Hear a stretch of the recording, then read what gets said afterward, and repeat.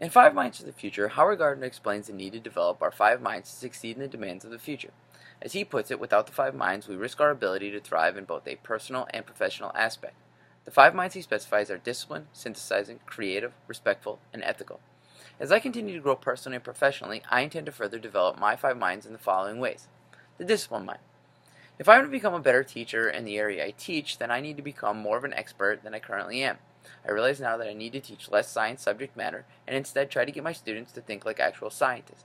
My students will be taught to create models, develop theories, and carry out observations and experiments similar to that of a true scientist. In the synthesizing mind, learning is accomplished by filtering out questionable or irrelevant information, putting it in ways that become understandable to oneself, and then being able to communicate it with others.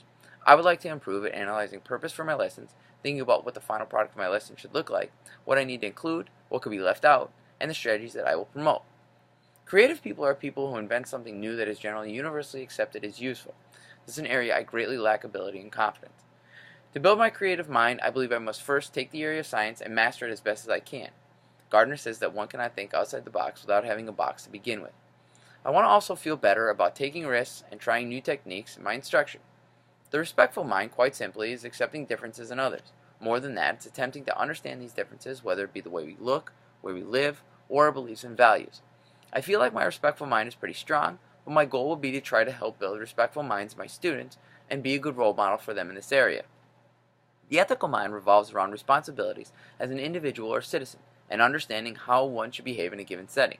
I would like to establish myself as a model citizen, both in my workplace and my community. I would like to have the feeling that I am doing what I am supposed to be doing, and gain the respect of my colleagues and fellow citizens as someone who can be dependable and a good worker. I believe that to Gardner, building these five minds does not create some type of elite being, but instead someone who is knowledgeable and rational, level-headed, and ambitious. It is someone with solid character and exudes properties of a model citizen. We don't need the world to be full of the smartest people, but instead we need a world full of good people.